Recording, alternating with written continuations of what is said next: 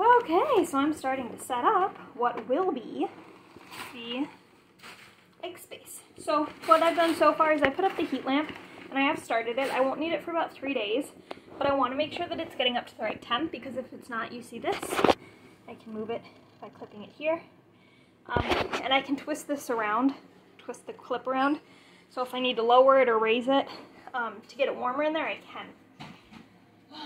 I am going to line the bottom of it with tin foil, which probably is kind of weird, but when I had the ducks inside, I found that it made it easier to clean up because I could wrap up the tin foil. I have a thermometer and a hydrometer in there. I'm just going to line the bottom with tin foil, and then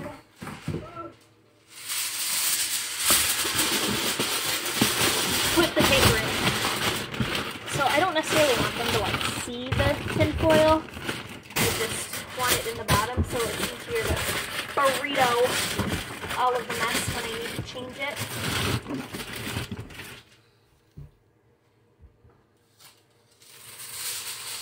And the paper that most people that I've seen use like newspaper and stuff, but I'm a millennial.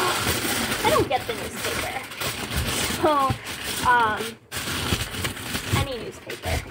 I fully support local news, by the way. But I don't get it. So I'm just flattening out all these papers that I have. And so this is compostable recycled paper from our monthly grocery box. That's going to go on the bottom, just like that. And alright, so we are going to get some bedding in there, and then we have our food and our water bowls, and those will go in tomorrow, or well, I'll do it now. And then in here, so I have this in here because I want to check the temperature.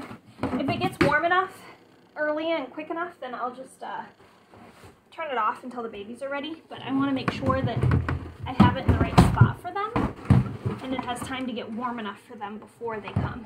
And then I'm going to go ahead and put their food there so I can just scoop it on over. Okay, so the feed will be in here, so I can put it, this one with holes is for food, this little one is for water. You don't necessarily want to put just like a bowl of water in there like you would with adults, because you don't want them to drown. That sounds awful, but they might. Hi. So yeah, I'll get some more bedding before Thursday, and I'm just keeping track of the temperature in here. The red light is beneficial. The ducklings are less likely to do this than the chicks, like chickens. But with chickens, they recommend a red light because if one of the chickens gets hurt and starts to bleed, the others will peck it to death. Ducks are much nicer. Far less likely to do that. But this is my first hatch, so I'm taking 0 chances and opted for a red light anyway. So, that's our setup, and I checked this. I left it on all last night to check the temperature. We want it at about 90 degrees, which is where we are. So I'm going to go ahead and just turn this off, just to avoid wasting the energy. I'll turn it back on tomorrow night to get it warmed up in time for the ducklings to go in. I did some more reading, and I don't necessarily need bedding down at the bottom for the first like couple days to a week.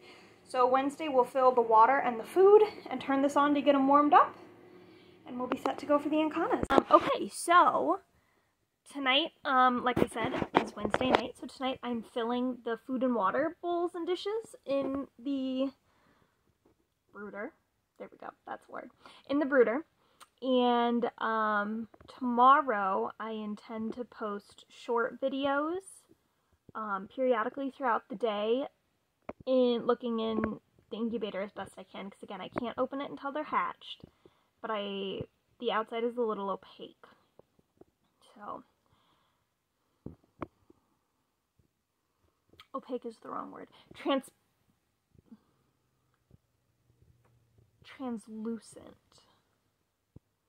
Transparent, you can see all the way through. Translucent, you can see a little bit through. And opaque, you can't see through at all, I think. Literally trying to remember to like 2nd or 3rd grade, which is when I learned this, and I don't think I've learned to use these words since then. So anyway, the outside is translucent so we can kind of see in. So I will be posting on the shorts section of YouTube instead of like full videos. On the shorts section, I'll be posting like check-ins tomorrow while we're on hatch watch. So Next year, again, I really hope that we can get a incubator, or at least like a hatcher. So what a lot of people do is that they have one special incubator that they use strictly for hatching. This is because when they hatch, the incubators get dirtier. So they have 1 or 2 incubators that incubate, and then a couple days before hatch, they move them into a hatching incubator, and then they don't have to clean as heavily their incubating incubator, and they can refill it right away with more eggs to incubate.